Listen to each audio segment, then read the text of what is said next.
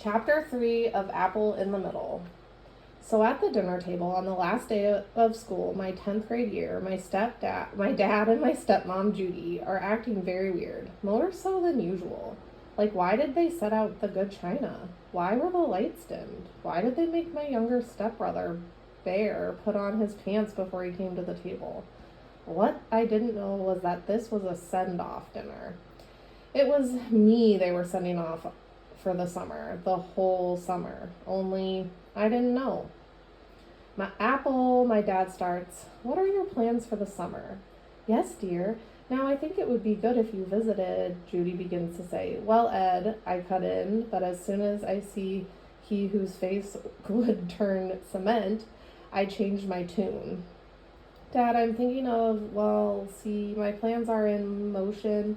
What I can't say is I have no idea what my summer plans are. I have never have summer plans that don't include running away from my pesky brother Bear, swimming in a boatload of spending money that I call my dad's guilt offering after his years with Jim Beam, and just plain relaxing after a school year trying desperately to fit in but never quite making it. I look back and forth between my dad and Judy. There's something going on. Usually Judy jumps when I look around the table, thinking I need something.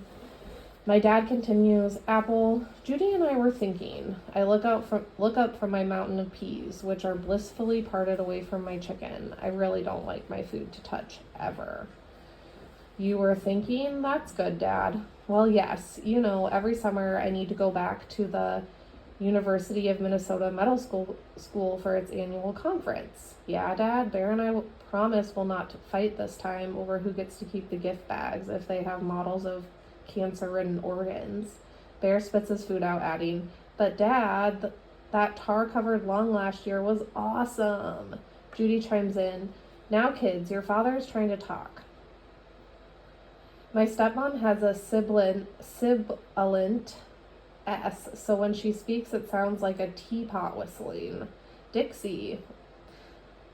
It sounds like a teapot whistling Dixie. If she gets really wound up, her S's would attract all the neighborhood birds. Seriously. Once a blue jay plowed into our living room window, trying to fly into her sibilant S. For some reason, I was the only one who found that funny. She caused a bird to commit suicide. That's funny, right?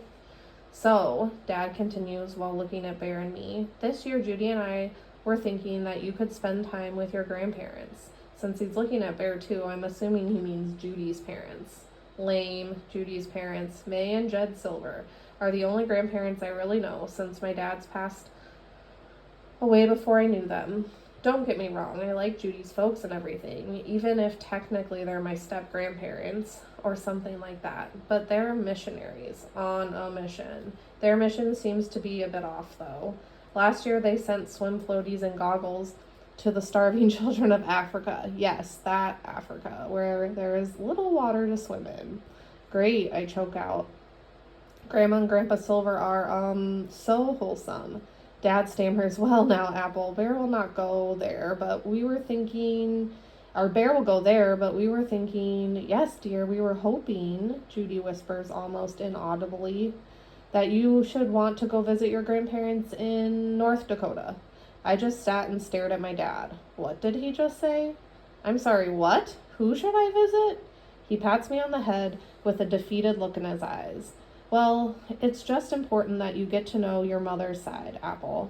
Since I didn't belong to any social scene, I only put up a pretend teen protest when the dinner table conversation turns into my dad suggesting I spend some quality time.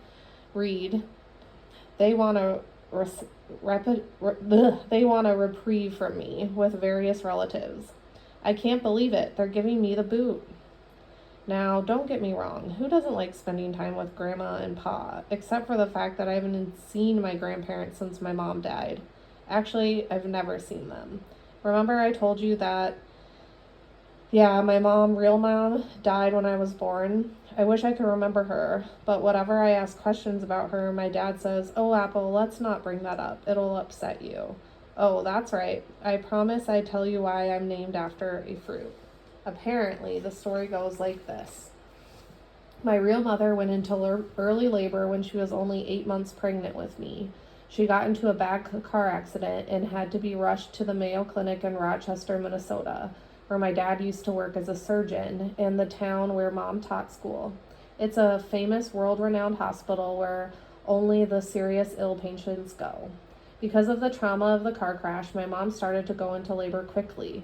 Luckily, I wasn't injured during the crash, but she was. She died exactly 11 minutes after I was born. I came into this world just as she was leaving. My dad only told me this once because he never talks about her. Never. He did, however, let me know the last thing my mom ever said was something like, Ma fille la pomme de mes yeux. That's supposedly a bad and rough translation in French for my girl, the apple of my eye. Why was my mom speaking French? See, my mom grew up in a little town in North Dakota called Maureenville. It's 14 miles from the Canadian border and smack dab in the middle of the Turtle Mountain Chippewa Indian Reservation. Yep, she was a real live Native American. She actually spent a lot of time with her grandmother from the time she was 2 years old. The brief and simple history of this reservation is that its people are descended from Chippewa Indians and French fur traders, so they have a mixed heritage. I guess a lot of people on that reservation used to speak both French and the local dialect of Chippewa, or the correct term, Ojibwe. Her parents worked all week, so during the day, my mom's grandma would babysit. Mom's grandmother, Elizabeth, spoke Michif language, which is a blend of Cree and French, with some Ojibwe. I apologize if guarantee I'm saying this wrong, guys. Ojibwa, I'll look it up. Words thrown in for good measure. The mixed band of natives were called Metis, the French word for mixed, but the tribe also calls themselves Michif. It's confusing a little, but I sort of like having more than one name to call yourself. On this reservation, the French words aren't pronounced the same. Their French words sound different. Same spelling, but a distinct way of saying them. The internet says that the Turtle Mountain Michif is the only native language in America that's a Creole or mixture of language. Sorry, I need to stay on track. Grandma Elizabeth also spoke French, which makes sense that my mother spoke French before she even spoke her first English word. Mom could navigate between the Michif language and French and always knew which was which, my dad says. I remember everything he's ever told me about her. It's not much, but it's all I have. I've heard that when people are about to die, their mind works backwards, and the person starts reverting back to their first language. My mother's native tongue was Michif and French. In a nutshell, that's why my mother's last words weren't English. Back to that story. After Mom gave birth to me, the nurse cleaned me up and laid me on her stomach.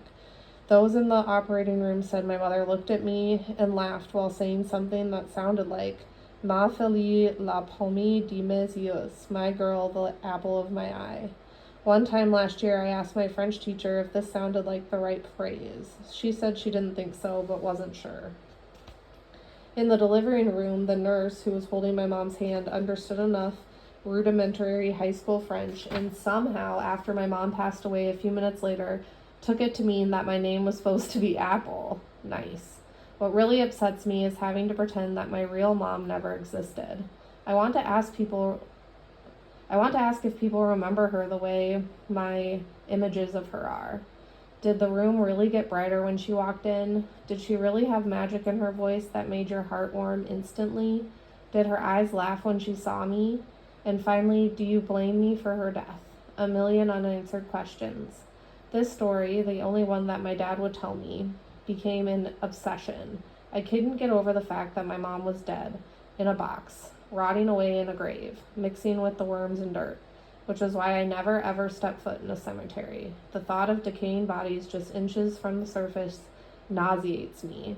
The last time my dad tried to take me to a funeral, I screamed bloody murder when they lowered the casket in the grave. I spun around and did hopscotch moves, jumping over tombstones to avoid dead earth. You could say I have issues, but I prefer to say it's just part of my charm.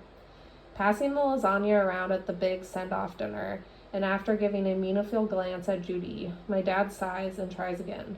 Apple, it's high time you spend time with your mother's family. your real grandparents. I want you to get to know them. This summer will be the perfect opportunity. Judy and I will be away in Minneapolis organizing the conference, and Bear will still be going to his grandparents.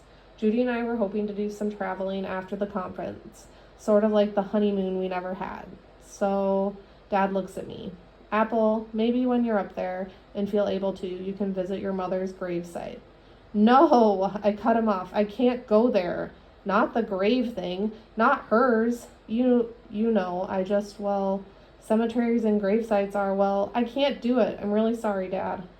I can't believe what he's saying. For years, he wouldn't acknowledge my mother's name. He couldn't even answer questions about what my mom looked like, sounded like, acted like. And now he wants me to be happy to spend time with people I don't even know and who probably blame me for the death of their daughter. And yet I might finally get some answers. And could I actually meet people who look like me? So I said the only thing I could after swallowing and hiding my pain at the thought of my mother in a grave. When do we leave? And do they have cable?